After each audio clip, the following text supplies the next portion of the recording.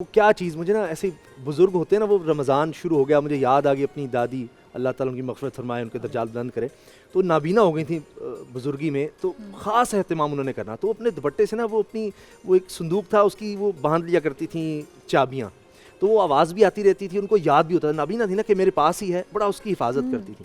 تو مجھے اس سے یاد آ رہا ان کا رمضان کا طریقہ بھی. تو وہ کیا چیز ہے جو ہمیں اس طرح سے باندھ لینی چاہیے پہلی سحری میں ہی، کہ وہ مسلسل ہمارے ذہن میں آتی رہے، کہ پورا رمضان ہم نے ابھی سے جس کی ہم مشق کرتے رہے. میں پتہ نہیں چونکہ کوئی بات اپنی کہہ پایا نہیں. اچھا میں کچھ ایڈ کر سکتی ہوں آپ کی اور آپ کی اجازت سے؟ جی بالکل. آپ نے بہت خوبصورتی سے سوال پوچھا، اچھا بہت اچھا لگا کہ آپ نے آپ میری چھوٹی بہن ہو، آپ تو میں جو کہوں گا اس نے کہنا جی میرا بھائی ہے اس نے. تو علامہ صاحب جی جی بسم اللہ الرحمن الرحیم. سب سے پہلے تو میں بول چینلز اور بول نیٹ ورک اور اس کے تمام انتظامیہ کو مبارکباد پیش کرتا ہوں کہ رمضان المبارک کے حوالے سے ان کا ہر سال جو پروگرام ہوتا ہے وہ بہت شایع نشان ہوتا ہے، اور حقیقت میں وہ ایسا ہوتا ہے کہ دل چاہتا ہے کہ سنیں. جزاک اللہ. پھر میں آپ کے اس پروگرام کی انتظامیہ بالخصوص سلمان صاحب ہیں، اسامہ غازی ہیں، ڈاکٹر فضا اکبر خان ہیں، آپ سب کو سیلوٹ پیش کرتا ہوں.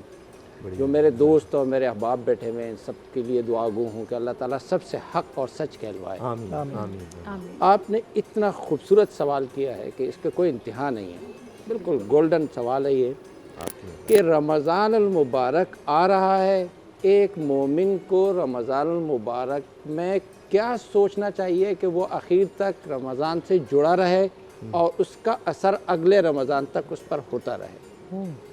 ہمیں اس پہ یہ دیکھنا چاہیے کہ اسلام ایک عالمی مذہب ہے.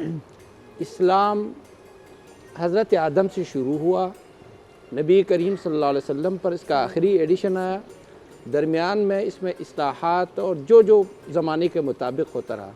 قرآن کریم آیا، با سے شروع ہوا، سین پہ ختم ہوا، بس نقطہ سمجھ میں آیا. بسم اللہ سے شروع ہے اور والناس پہ ختم ہے، بس ہو گیا ختم.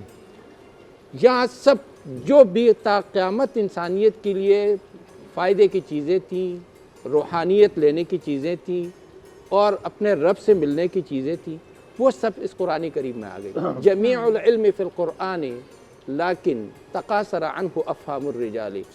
تمام کے تمام علوم، تمام کے تمام معارف، تمام کے تمام سائنسز قرآن کریم میں ہیں. یہ ہمارے ہاں افہام اور ہمارے ذہنوں کا قصور ہے کہ ہم وہاں تک نہیں پہنچ پاتے. قرآن کریم میں سب کچھ آ گیا. قرآن کریم نے ایک مستقل صورت انا انزلناہ فی لیلۃ القدر نازل کی، اور ایک یہ نازل کر دیا کہ شہر رمضان الذی انزل فیہ القرآن، کہ یہ شہر، یہ مہینہ، شہر کہتے ہیں مہینے کو، جس کو اردو میں ہم شہر کہتے ہیں وہ تو سٹی کو کہتے ہیں، یہ منتھ کو کہتے ہیں، شہر مہینے کو، کہ یہ وہ مہینے جس میں ہم نے قرآن کریم نازل کیا. قرآن کریم کا یہ نزول رمضان المبارک سے اس کا ارتباط اور اس کا باندھنا، یہ آپ وہاں لے جائیں کہ جناب نبی کریم صلی اللہ علیہ وسلم اور حضرت جبریل دونوں پورے رمضان میں قرآن کریم ایک دوسرے کو سناتے تھے.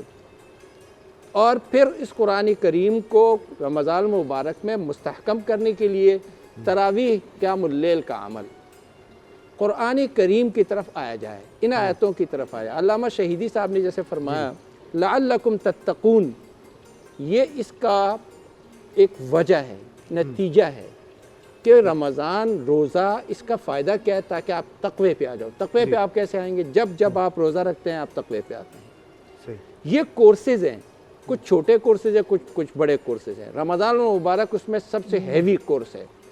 اس میں 6 روزے ہیں شوال کے، اس میں 10 روزے ہیں ذی الحج کے، اس میں 2 روزے ہیں محرم الحرام کے، اس میں جمعرات، جمعہ اور پیر کے روزے ہیں پورے سال یعنی ہر ہفتے کے، اور اس میں ایام بیز کے روزے ہیں. یہ سارے صرف جوڑنے کے لیے ہیوی جو سب سے بڑا کورس ہے، جو آپ کو پورے سال جو ہے نا وہ اس پہ لاتا ہے کہ آپ اپنے رب سے جڑے رہیں. یہ ہم اور آپ جو بیٹھے ہیں، ہم سب کالبد بیٹھے ہوئے ہیں، ہم سب قالب ہیں.